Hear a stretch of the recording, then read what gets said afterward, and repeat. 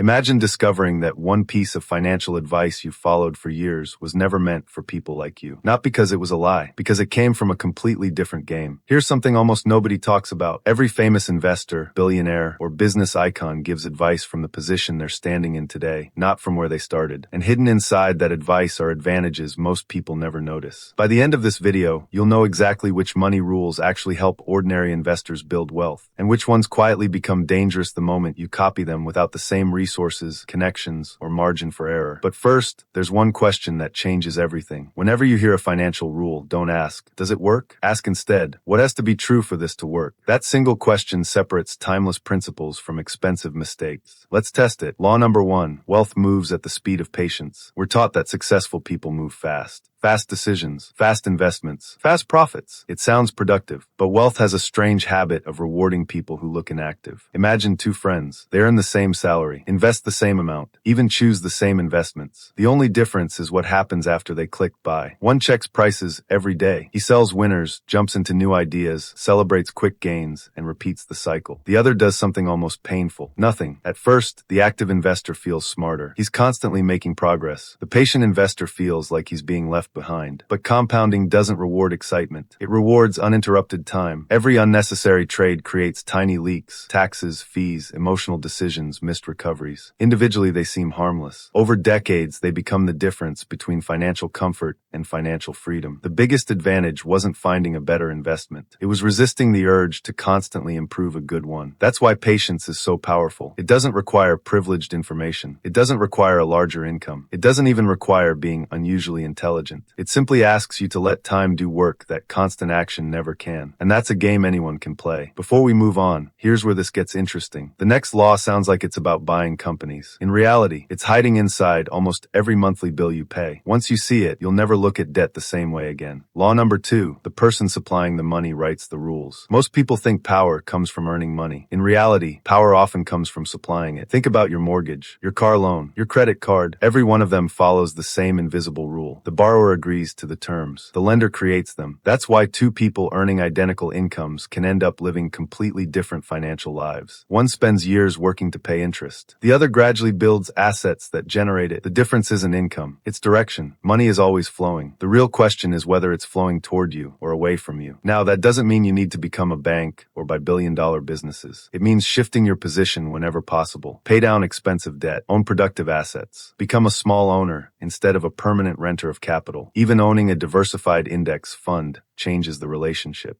Instead of financing other people's success, you begin participating in it. It's a subtle shift, but over decades, subtle shifts become enormous outcomes. And now we've reached the point where almost every financial guru starts sounding dangerous. The next law promises a shortcut that can supposedly multiply your wealth overnight. Mathematically, they're right, but they're only telling you half of the equation, because the same force that can build fortunes has erased countless ordinary ones. Law number 3. Leverage doesn't create wealth. It amplifies outcomes. Leverage has an incredible sales pitch. Put down a fraction of the money. Control a much bigger asset. If the investment rises, your returns look spectacular. That's the story everyone tells. What they rarely emphasize is that leverage has no opinion. It doesn't care whether prices go up or down. It simply magnifies whatever happens next. Think of it as driving a sports car. On an empty highway, incredible speed feels like a superpower. On a wet road, that same speed becomes the greatest danger. The car didn't change. The conditions did. For someone with multiple businesses, diversified investments, and substantial cash reserves, a bad leverage deal might be painful, but survivable. For someone whose entire financial future depends on one house, one property, or one investment, the same mistake can take years to recover from. That's the hidden assumption. Professional investors don't survive because leverage is safe. They survive because they can survive failure. If losing one investment changes your entire future, leverage isn't multiplying your opportunity. It's multiplying your vulnerability. But here's the twist. The next law has nothing to do with borrowing. Yet it quietly creates more millionaires than almost any investment strategy you'll ever hear about. The reason isn't higher returns. It's ownership. Law number 4. Income pays the bills. Ownership builds freedom. Most people spend years chasing a higher paycheck, a promotion, a bigger bonus, a better salary. Those things matter, but they all share one weakness. The moment you stop working, they stop arriving. Ownership plays by different rules. Picture two neighbors. Both earn excellent incomes. The first upgrades his lifestyle every time his paycheck grows. The second upgrades his assets. Years later, one owns expensive memories. The other owns income-producing machines, businesses, real estate, broad stock market ownership, intellectual property. Each one continues producing value long after the original work is finished. That's why the wealthiest people on earth focus less on earning income and more on accumulating ownership. The encouraging part, you don't need to build the next global company to think like an owner. Every share of an index fund represents tiny ownership in thousands of people working to grow businesses you could never build yourself. You're no longer trading only your hours. You're buying pieces of systems that continue working whether you're awake or asleep. That's when wealth begins separating itself from income. Now we've reached one of the most misunderstood ideas in investing. People hear one success story and mistake it for a strategy. That misunderstanding has destroyed more portfolios than most market crashes.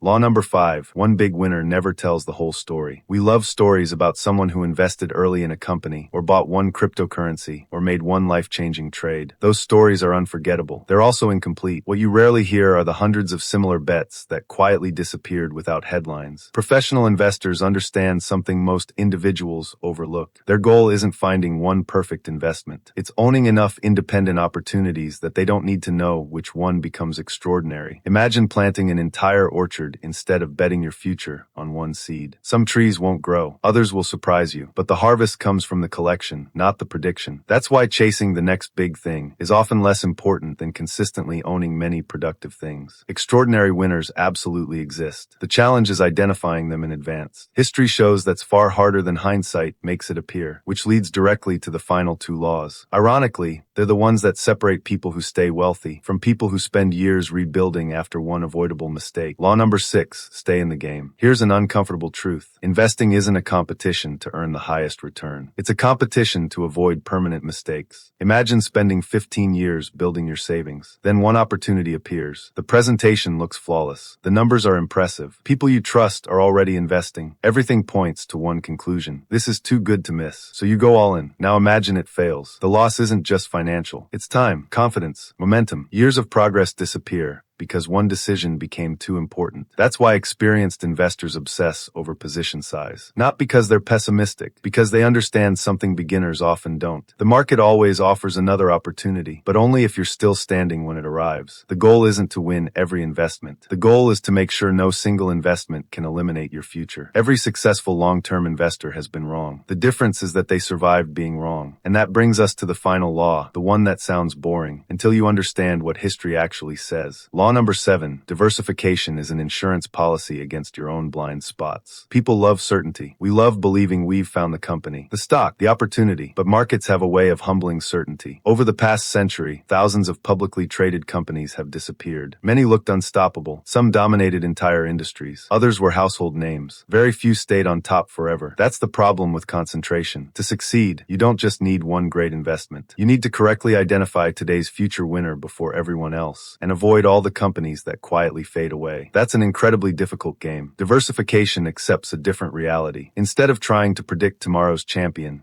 it owns the entire race. The losers naturally become smaller. The winners naturally become larger. Without constant guessing, without emotional decision-making, without needing to be right every time. Ironically, many legendary investors built fortunes through concentrated knowledge. Yet when planning for their family's long-term wealth, they often recommended broad diversification. Why? Because building wealth and preserving wealth are 2 different challenges. And for most people, preservation is the harder one. So what did all 7 laws reveal? Not that famous investors are wrong, and not that ordinary investors are powerless. They simply operate under different conditions. Advice isn't universal. It's contextual. Before following any financial rule, ask yourself one question. Does this strategy require advantages I don't actually have? If the answer is yes, adapt the principle instead of copying the tactic. Because wealth isn't built by imitating someone else's playbook. It's built by understanding your own. Patience, ownership, reasonable risk, survivability. Those principles don't depend on being born into extraordinary circumstances. They compound quietly year after year for anyone disciplined enough to stick with them. And that may be the biggest financial advantage of all. If this video challenged the way you've been thinking about money, don't stop here. The best investors aren't the ones who memorize more rules. They're the ones who ask better questions. Keep questioning the advice. Keep testing the assumptions. Because the moment you stop accepting financial wisdom at face value is usually the moment you start making better financial decisions.